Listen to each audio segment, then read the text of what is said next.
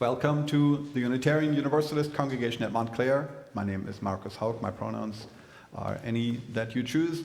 And I serve as the Director of Music Ministries here. It's good to be with you, and we welcome you both online and in the space, whether you've been with us for more than 50 years.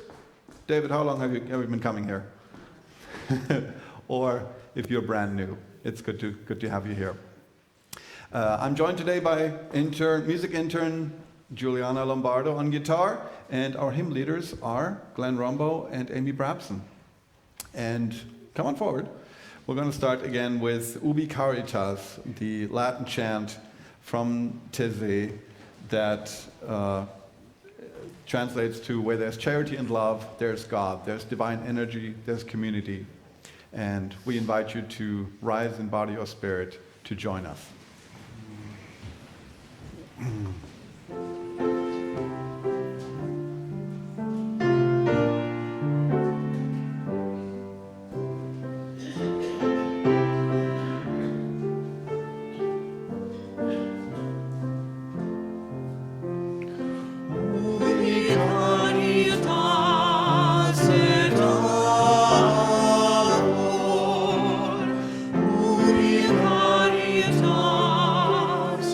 Deus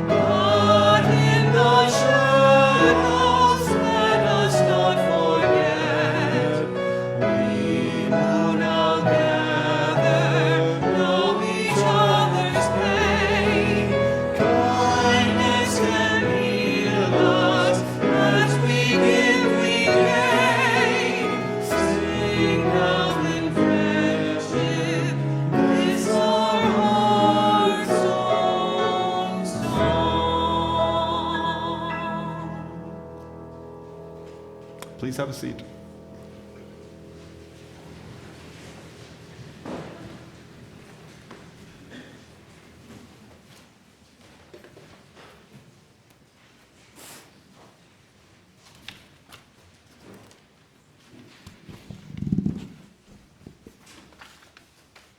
Hey, hey, hey. Top of the morning to everybody. Hello. I'm Susie Roman Luna. My pronouns are she, her, and ella. I'm serving as today's liturgist. Whoever you are, wherever you come from, whatever age, ability, history, identity, gender, or sexual orientation, you are welcome to bring your full self here. Grounded in faith, we come together to nurture the soul, inspire hope, and bring into being a more just and loving world. We live stream our services.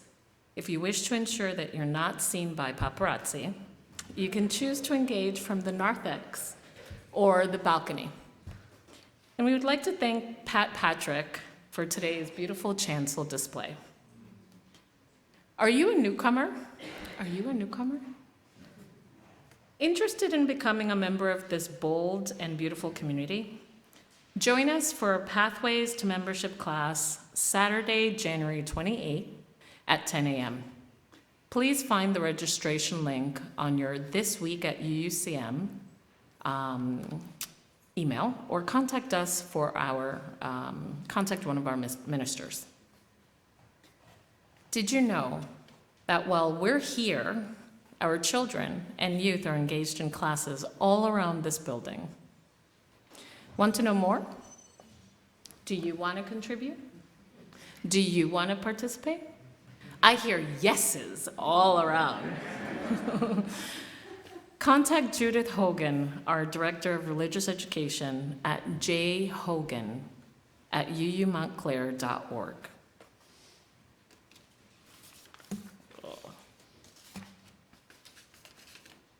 You guys thought I was done.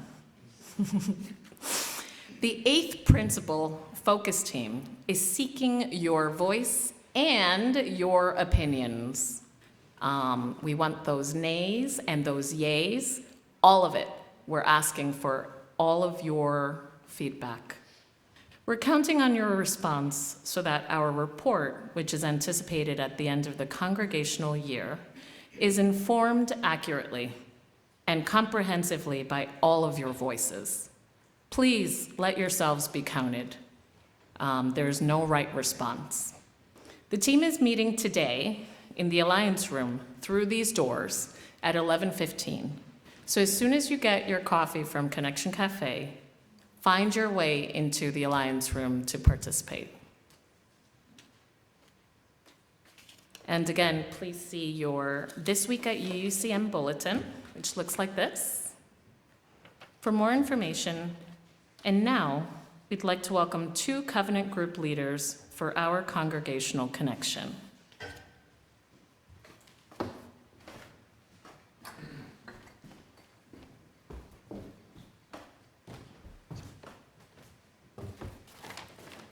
Good morning. I'm Laura Wilson, and my pronouns are she, her. And I'm here representing the Covenant Group program. If you're not familiar with covenant groups, they are small groups led by a trained lay leader, and they're an excellent way to meet people you don't know or deepen connections with those you've already met.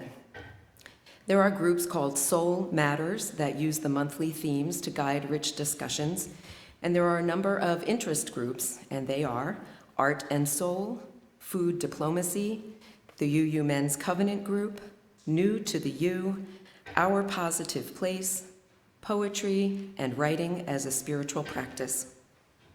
Groups are open to members and visitors, and you can learn more for our virtual folks today at uumontclair.org in the Connect and Grow section, or you can join me in Connection Cafe, and I'm happy to tell you more. If you've experienced a covenant group and feel called to learn more about leading a group, please be in touch as well as we continually look to grow the number of groups. And speaking of new groups, Dennis Curdy is here to talk about a new group that's forming. Thanks, Laura. Good morning, everyone. Dennis Curdy, he, him. I don't know why I always feel so nervous talking to you guys. I've known all of you for so long, and much to my gratitude for that too. About a year ago, I was talking to my friend Doug Andrews, and I told him, I've been journaling a lot, and but I kind of want to deepen my spiritual understanding or experience a little bit. And he said, well, we have a great group called Creative Writing as a Spiritual Practice. And I said, oh, not for me. I'm not qualified, and I don't know what I would do there. And I was so happy I jettisoned thought and joined the group, because I can tell you, I was qualified, because I could put pen to paper or finger to keyboard, and I had wanted to be heard. I wanted to speak about what I viewed or thought of spirituality, and I did want to hear other people. And I can tell you, I have formed at least 10 to 12 new intimate relationships in this congregation from being a part of that group. And it's a whole spectrum of experience when people write about the themes. This month's theme was centering. And I got to tell you, most of it's hilarious, to be quite honest, but a good portion of it is just deeply and profoundly moving to me, to hear people's experience of what we go through as we navigate our life on a sometimes spiritual basis. And, the hymn we just sang, it talks about speaking and being heard. Well, writing I would propose as a form of speaking and being heard. I can't tell you how much I've benefited from hearing the writings of others in my group. So, and kudos to Laura. They were able to make me a facilitator. Anybody can do it. So, I'm just, I brought pen and paper. Come and meet me in the Coffee Connection, and I'll be happy to take your name and number and give you the information on how we proceed and show you a service that was led by the writing groups. So I'll see you at Coffee Hour. Thank you.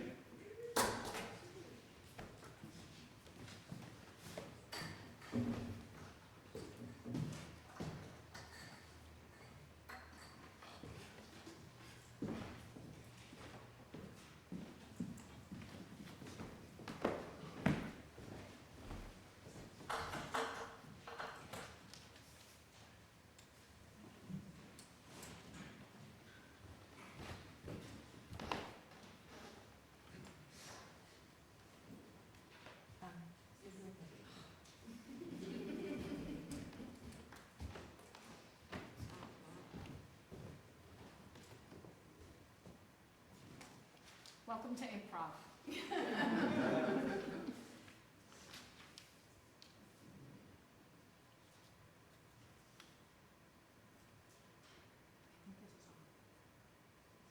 Okay. Our community comes together around a sacred promise, around a covenant, and a dedication to build our beloved community. Let's light our chalice with these words of affirmation. Let us open our senses to take in community. Let us open our minds to learn what is true. Let us open our hearts to love one another.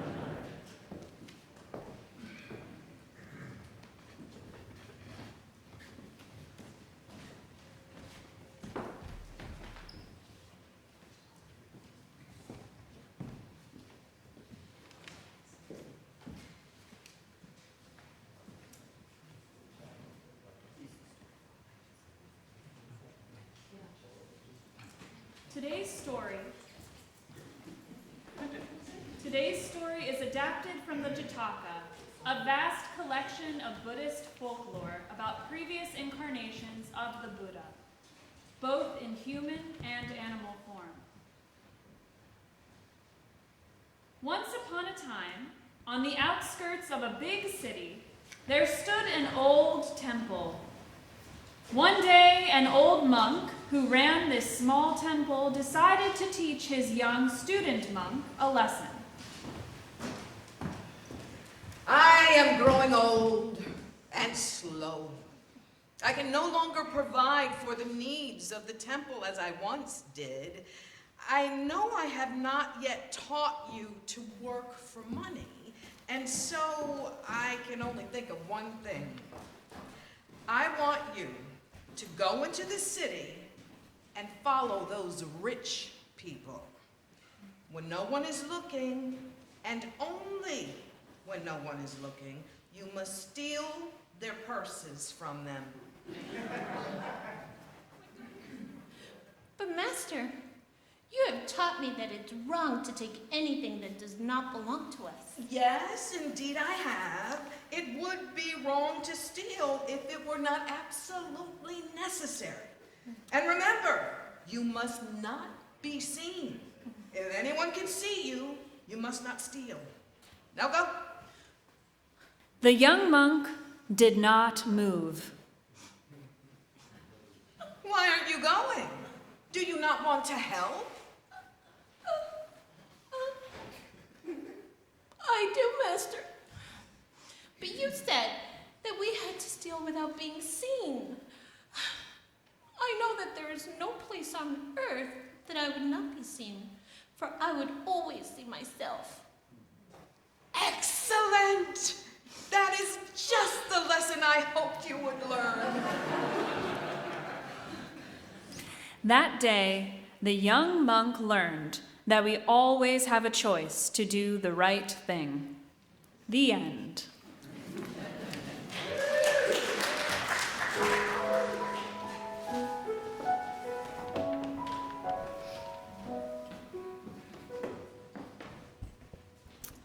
Good morning. My name is Janet Schiller, she, her. I'm a member of the pastoral care team and will be sharing remembrances this morning. Called to find depth in our days and discover reverence in this hour, we seek a gentle meditation, a focused reflection, an ardent prayer, each as we are called and yet mystically all together. And we enter into this space by hearing the lamentations and the requests and the remembrances of our community. Let us hear one another to heal one another. David Lewis and Helen Buckley light 2 candles of healing for Jackie and Nat Arkin. Both are 95 years old. They both fell at Cedar Crest. Jackie broke her pelvis and has had a replacement. Nat hurt his shoulder. Deborah Ann Tripoldi lights a candle of thanks and hope. Her mother, Barbara Ann, returned home finally on Monday, 4 months exactly from the day she fell out of bed. She says, "We still have a long road ahead of ourselves. Additionally, we want to thank everyone at UUCM for all the help and support." Jill Beckman-Gaines lights a candle of remembrance for her father, John Heller Beckman, who was born 100 years ago today. He was a quiet, brilliant man who was deeply devoted to all of his many children and grandchildren. Though he left the earth almost 2 decades ago, his presence and love are felt every day by the large family he left behind. Jill thanks her father for the gifts of a curious mind, a courageous heart, an eye fixed on justice, and the knowledge of how to change a flat tire, even though she's never actually had to do it. He was a truly great father, and he is missed dearly. We light a candle of solidarity with the family of Tyree Nichols, a 29-year-old father who died of injuries sustained after a brutal beating at the hands of the Memphis police. May the memory of Tyree be a comfort to all who knew him, and may justice prevail. We light a candle of grief for the 10 people who lost their lives in yet another mass shooting, this time in Monterey Park, California. We continue to pray for peace and to an end of violence. We light this final candle for the joys and sorrows that are deeply felt but have not been spoken aloud. May we hold this silence as this silence holds us. May our listening inspire acts of love.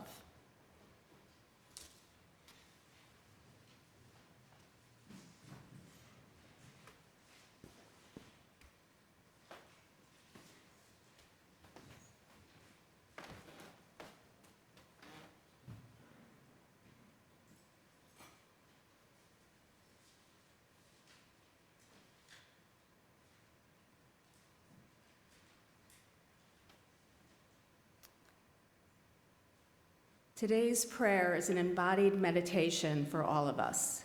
It is adapted from Body Prayer Version 1 by Annie Scott. You are invited to join in a body prayer and rise in body and spirit if you're able.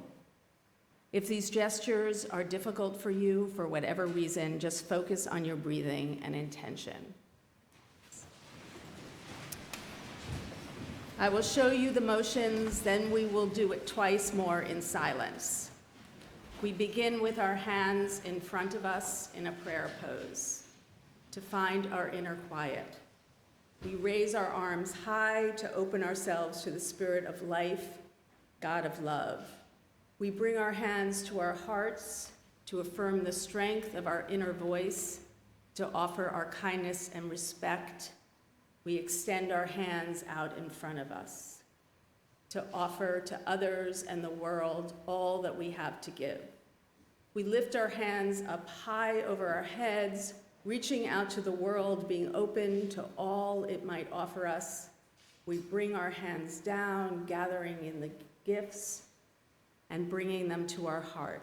And returning to our stillness, we bring our hands together in a prayer repose.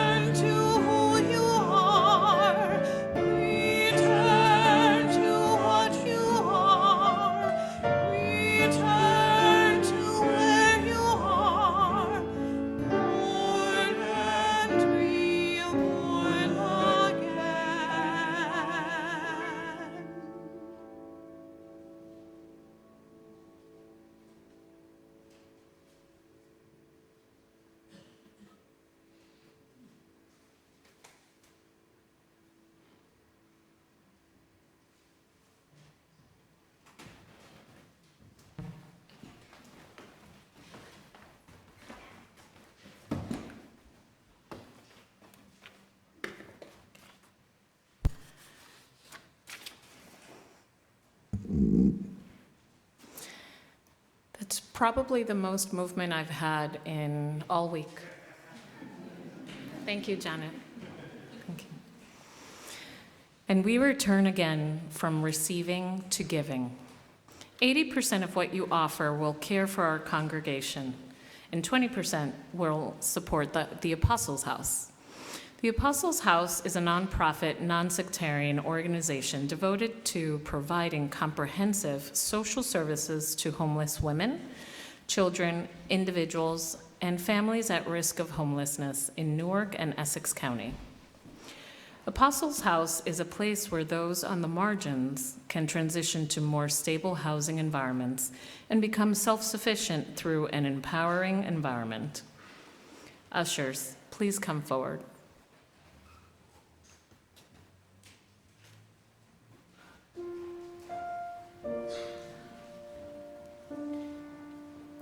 You can text UUCM plate and your amount to 73256 to give.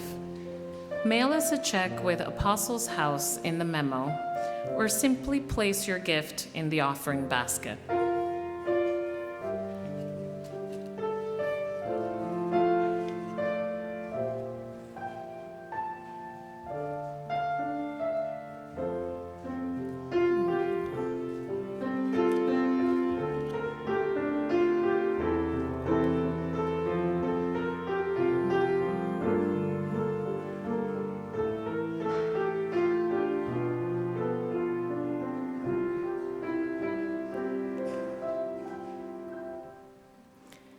All of your gifts are worthy, and they are all received with love.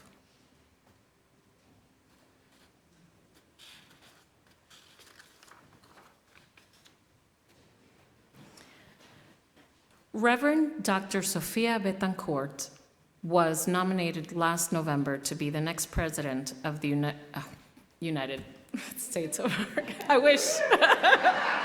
I'm sorry, the universe is listening. Was elected last November to be the next president of the Unitarian Universalist Association. Our reading today comes from her sermon entitled, "The Missing Remnant," delivered June 21st, 2018, during General Assembly at the Service of the Living Tradition, a service which honors religious professionals reaching ministry milestones in the preceding year. She says, "There is inherent goodness that exists between and among us. I want to honor the weary, ragged miracle that is our living tradition. I want to remind us, myself included, that it is the promise of our faith itself that calls us to this work, and it is the integrity of living the values we bear witness to in the world that requires us to focus our energy in this way. Beloveds, we are the theological inheritors of teachings on universal salvation. There is no winnowing out of the supposedly unworthy that can be named sacred among us. The journey toward redemption is about truth-telling, lamentation, and owning our wrongs, while at the same time claiming the profound possibility that calls us forward. We are the inheritors of the legacies of white supremacy, but also of an unimaginable grace of certainty in the possibility of redemption, of weaving a tapestry of leadership that may not yet be what we long for, but is called to be the richest expression of humanity's sacredness. We believe in human capacity great enough, a God loving enough, values strong enough, communities dedicated enough, and leaders humble enough to move us toward redemption.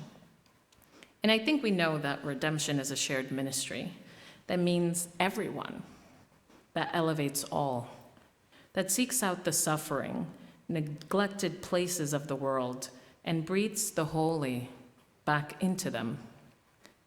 Redemption is a professional religious leadership that is humble, that apologizes, and that limits its own power to move us toward a greater truth. Moving in that direction means trying even when we don't know how it can ever come to pass. Trying because the struggle itself is holy. It means celebrating the successes that do in fact exist among us, elevating them, and putting them to the service of creating even greater success. At the same time, it's modeling that the reality of our failings is not more powerful than the inherent goodness that we teach.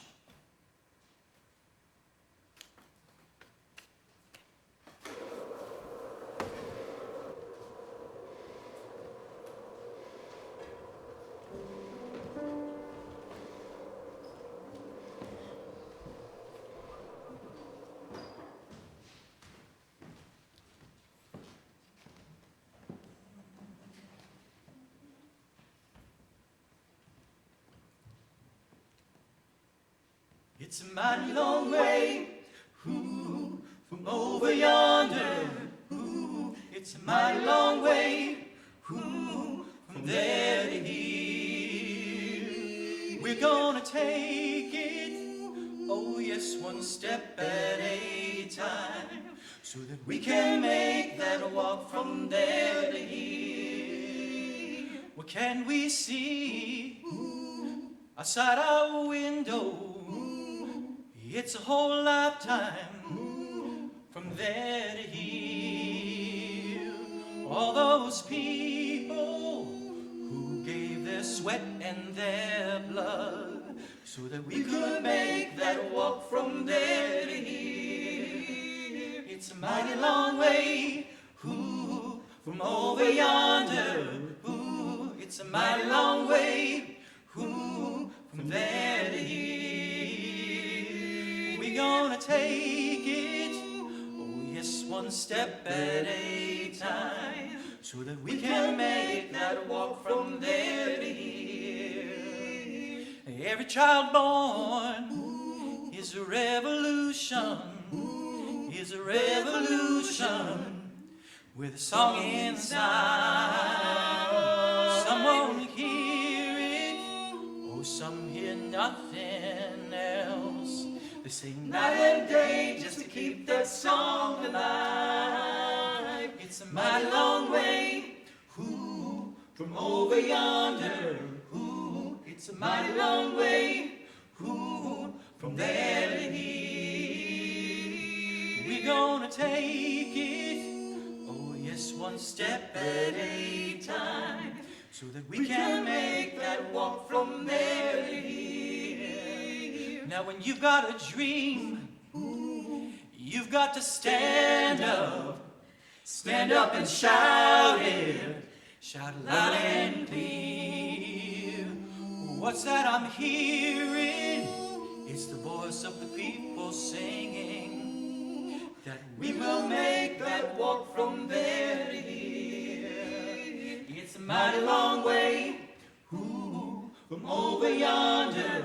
Ooh, it's a mighty long way, ooh, from there to here. We're gonna take it, oh yes, some step at a time, so that we can make that walk from there to here. So that we can make that walk from there to here. So that we can make that walk from there to here.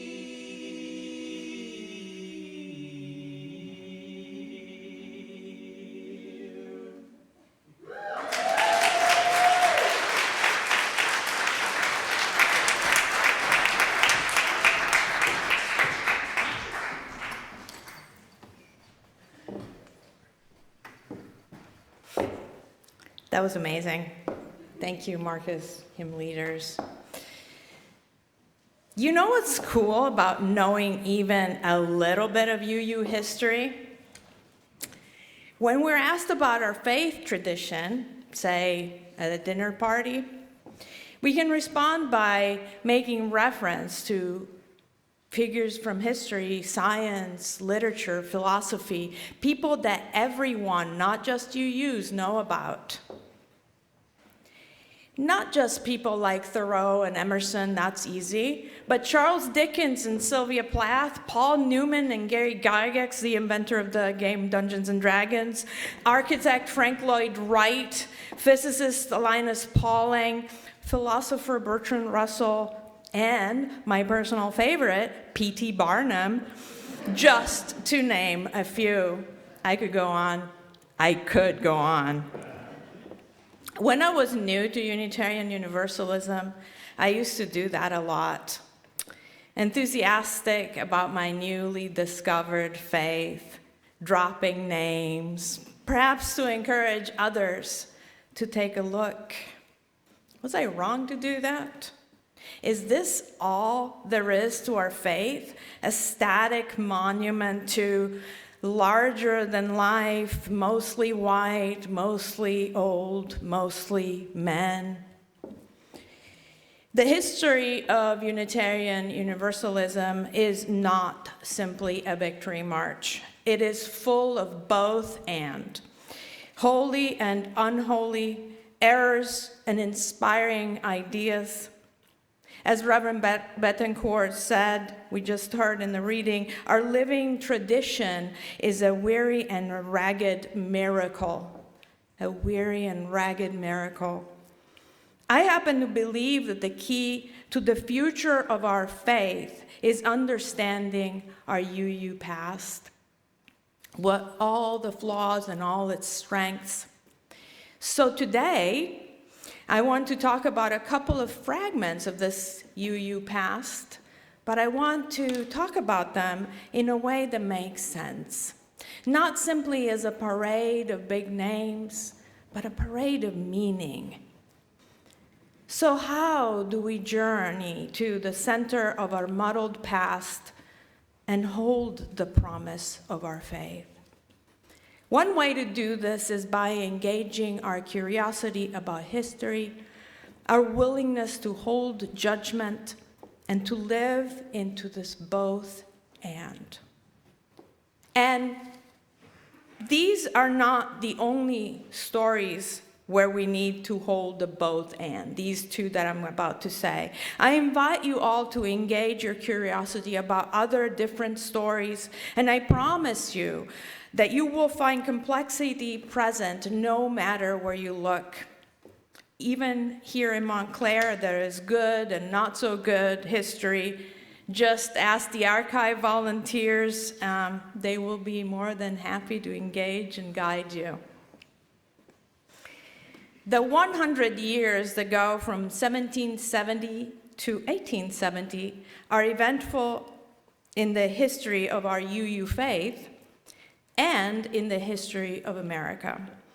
As the United States was taking shape, so were the faith ideas in both Unitarianism and Universalism, responding to changing times. And both of my stories come from this period, and they come from our Unitarian ancestors. The first one is something I stumbled upon when I was serving the First Unitarian Church of St. Louis last year for my field placement in seminary. Or maybe the story stumbled upon me. You see, in the fall of 2021, the congregation of First Unitarian St. Louis was shaken to its core by the publication of an article in the student newspaper of a local university, Washington University. The article was entitled, "Who Was William Greenleaf Eliot?"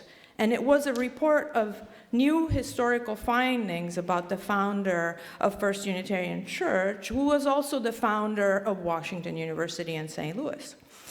The authors state that the purpose of the article is, quote, to shed some light on Washington University's complicated and oftentimes violent history with St. Louis and enslaved people.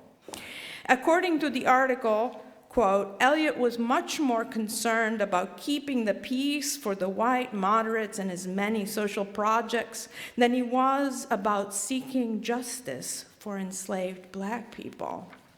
His official biography, which I read, notes all the virtuous things Eliot did, but leaves out these less flattering facts.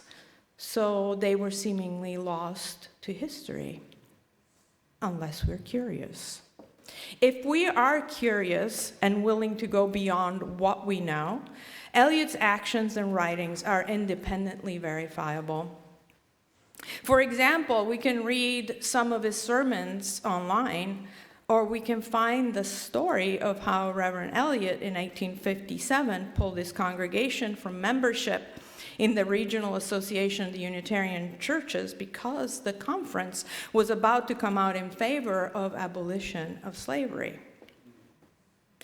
Incidentally, in the same year, 1857, a lot of things happen in history. The same year that Eliot pulled out his congregation from the conference because he did not want to support abolition, the Dred Scott case was being decided at the Supreme Court of the United States. This decision, which upheld slavery in the United States and denied the legality of black citizenship in America, was initially a Missouri case litigated at the courthouse in St. Louis, literally down the road from Eliot's church.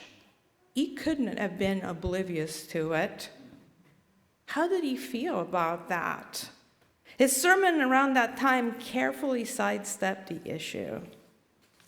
The implications about Eliot extend to his parishioners and the founding members of the church, because there is some evidence that the church itself had been built with money gifted by enslavers. Checking the names of the church's founding members against enslavers' names in the St. Louis Integrated Database of Enslavement, which is a thing, and it exists, I found matches. Maybe coincident, maybe the same names, but given the history, maybe not. So Eliot was bad, right? Not exactly. Because Eliot was also a pillar of the community. From 1835, when he founded the church, until his death in 1897, he organized, for example, the Western Sanitation Commission during the Civil War that took care of the wounded and sick. He supported the establishment of the St. Louis Public School District, which still exists. He supported the self-emancipation of an enslaved man, Archer Alexander. There's a whole book about it. And in general, he was a model clergyman. And for the larger faith, he also had progeny who was deeply involved in the evolution of Unitarianism at a national scale. A son who grew churches in Oregon and Washington State, several grandchildren and nephews who were in leadership at the American Unitarian Association, the precursor of the UUA. A complicated legacy. So, the First Unitarian Church of St. Louis, the congregation in the fall of 2021 was aghast at reading about their founder in this unflattering light.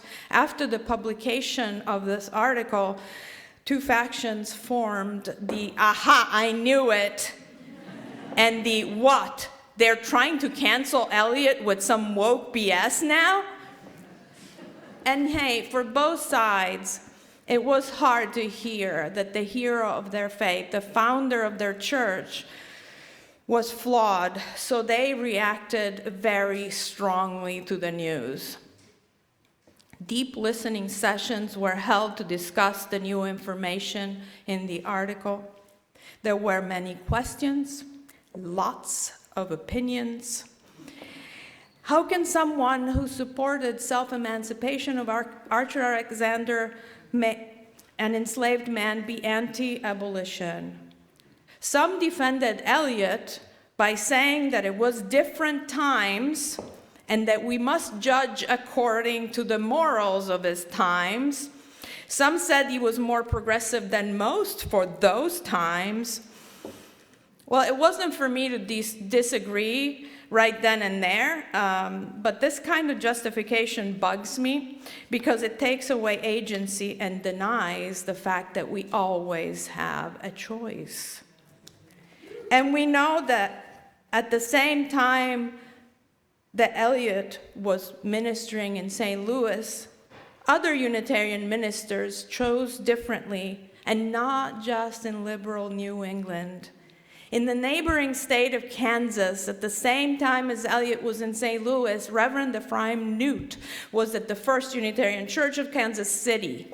Before the Civil War, Kansas was the frontier where pro-slavery ruffians engaged in violent fights with the abolitionists. That's where John Brown was at that time. At one point, Reverend Newt used his church building as a fort to repel the incursions of pro-slavery guerrilla forces from Missouri. He lost family and funding from the American Unitarian Association for his radical choices. It is not true that things were different back then. The moral choice is always available to those who want to make it. And if you were here last week, you heard it and you know it, that the time is always right to do what is right. Eliot had a choice. And Eliot's story has ramifications for the present of that congregation too, and the immediate past. Because you see, I believe the history of a congregation shapes the behavior of that congregation in years to come. You know this. Here at UUCM, you're a teaching and maybe sometimes learning congregation, and that is because of how and who founded this congregation, women who wanted a liberal religious education for their children.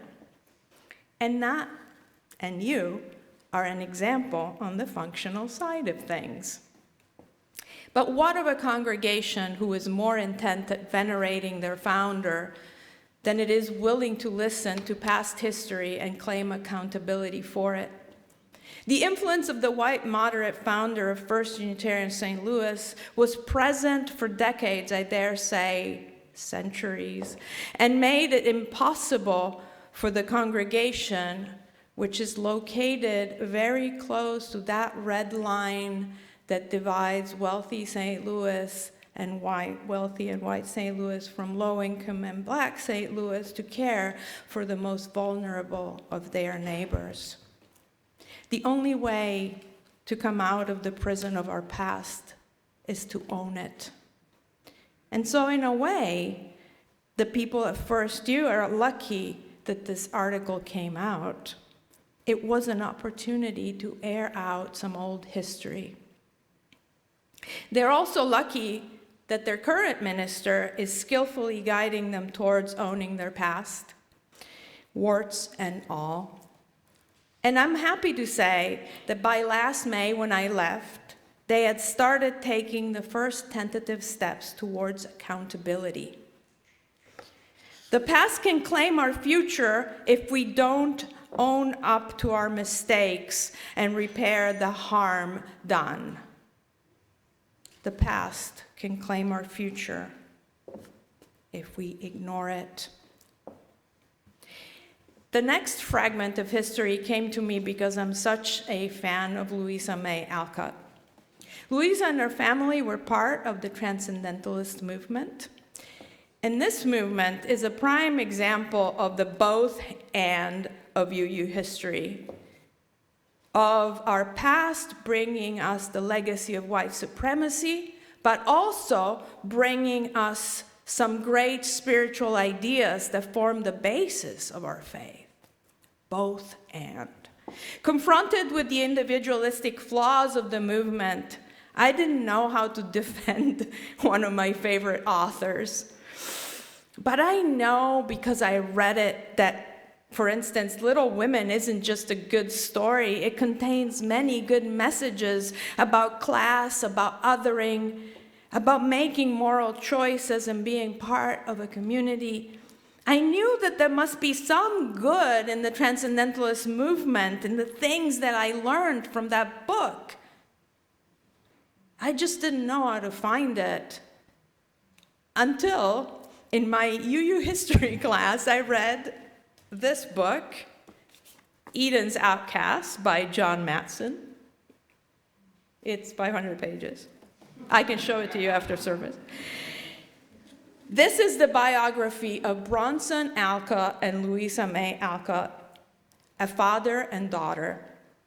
But in some ways, It's also the story of Concord, Mass., and a New England community right before and right after the Civil War. I had no expectations of reading anything worthy of note. It was just an assignment. Bronson Alcott is not very well known these days, but aside from being Louisa's father, he was a philosopher and a storyteller, and he was Ralph Waldo Emerson's best friend for 45 years. That's almost best friend forever.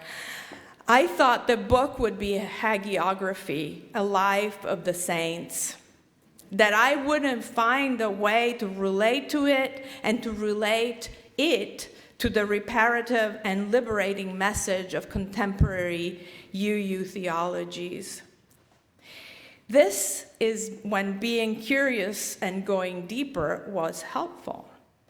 In reading the book, I tried to keep in mind the final recommendation of a UUA document called Widening the Circle of Concern. I have props today. This is the book, which came out in the summer of 2020. I'm sure you know all about that. It's a guide on how to own, among other things, on how to own our difficult history, how to confront it, and how to grow from it with grace. It's an invaluable roadmap. The report highlights holding up the values that come from this ragged miracle that is our living tradition. I asked myself, where does history align with current UU values? Where can we find meaning in the lives of these two transcendentalists? How can we make the walk from there to here? And this asking is what made all the difference. Over the course of reading the book, I came to understand that the true spiritual movements are to be found not in the declarations, but in the deeds of the two subjects of this book. Deeds, not creeds. I don't know if it sounds familiar. It is what Bronson and Louisa did that matters, and this is what made the book different and much better than my expectations. I recognize that the story of the whole Alcott family needs to be portrayed and celebrated in a manner that is not currently done. The Alcott's experience can be a model of how some of our ancestors were able to be intentional in a world of pain and contradictions. The Alcott family was not wealthy like the Emersons, was not wildly popular for a while anyway, like Thoreau or Hawthorne. But they were humble and helpful and hospitable, and they taught school and helped children when the need arose. They opened their home to those in need. They hung in there despite their misfortunes. They learned from their mistakes. They corrected their worldviews when they realized they were wrong, and they stayed in community.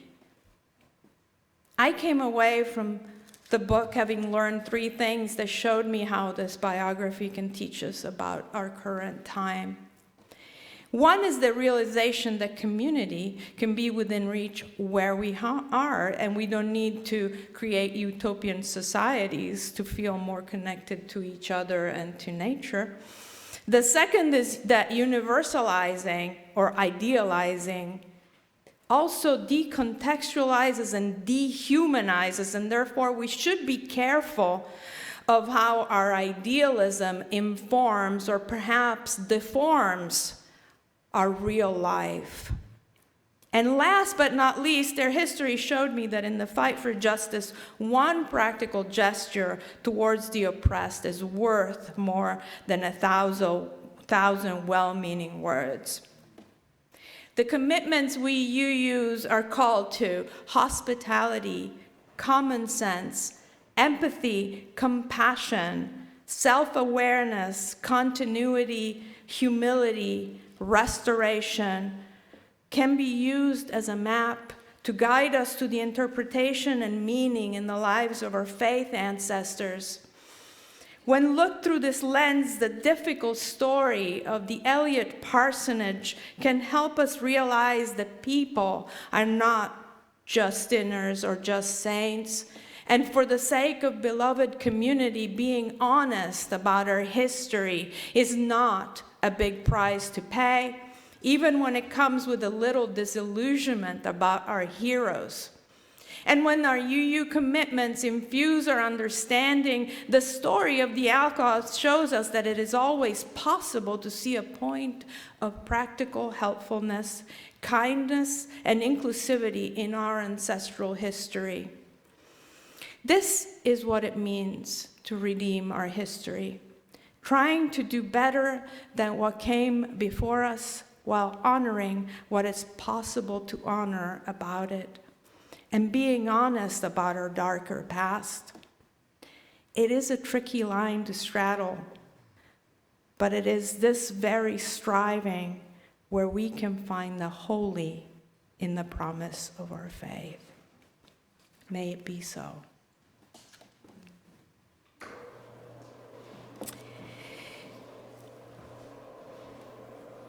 Will you reflect with me? What values would we like to see lifted up when future generations tell the history of our times?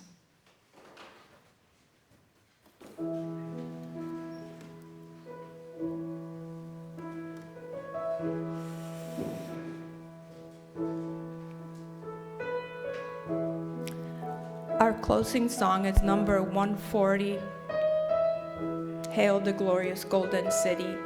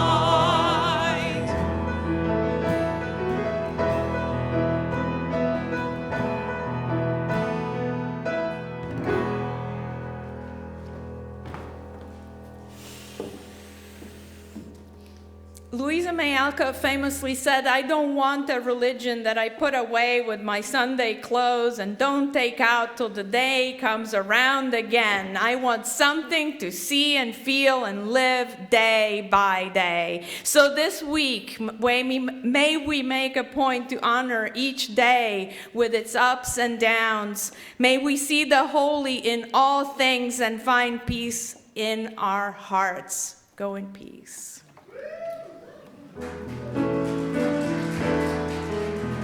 Our worship has ended.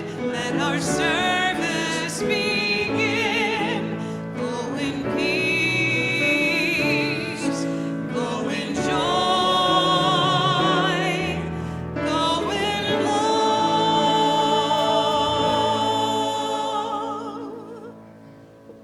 Thank you to the tag team and everybody, really. I did it, yay!